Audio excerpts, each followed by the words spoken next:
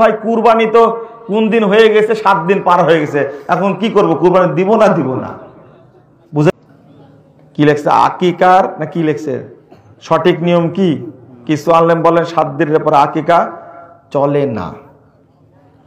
7 দিনের পরে আকিকা না চলার কথা আমরাও বলি।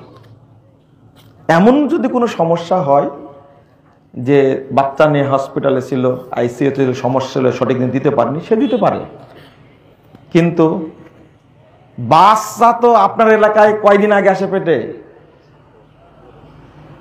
মেয়েদের পেটে বাচ্চা আপনাদের এলাকায় কয়দিন আগে আসে? 10 দিন আগে।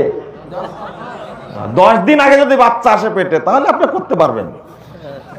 আপনার শরম লজ্জা তো দরকার আছে। এই বাচ্চাটা 9 মাস আগে পেটে আসছে,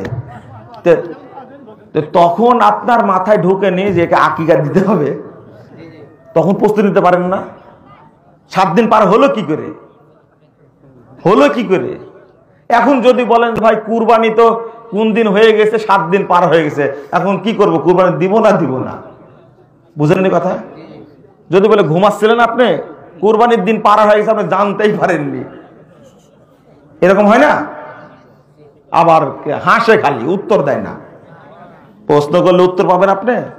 হাদিসে 7ম দিনের কথায় আসছে। একটা হাদিস যেটা আসছে, আল্লাহ রাসূল তার নিজের আকিকা দিয়েছেন। এই হাদিসটা দ্বারা বলে জীবনে যে কোনো সময় দেওয়া যাবে। এইটা আল্লাহ রাসূলের জন্য খাস, তা না হলে আবু বকর আকিকা হয়েছে জানেন আপনারা, এরকম দলিল আছে? ওমর রাদিয়াল্লাহু আনহু আকিকা হয়েছে, এরকম দলিল আছে? ওসমানের আকিকা হয়েছে, দলিল আছে? এইটা আলেমগণ অনেকেই বলেছেন এটা খাস রাসূলের জন্য, সবার জন্য না। যদি খাস যদি না হতো তাহলে সাহাবীরা তো নিজের আকিকা করতেন, তাই না?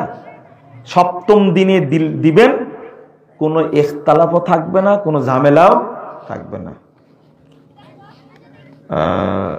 কি কুরবানির মাংস কি হিন্দুদের দেওয়া যাবে?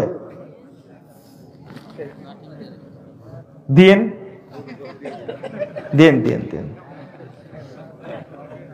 জুতা বা স্যান্ডেল পরে মরা মানুষকে মাটি দেওয়া যাবে কি? ভালো প্রশ্ন একটা করলেন আপনারা। আচ্ছা, আমি একটা প্রশ্ন করি, উত্তর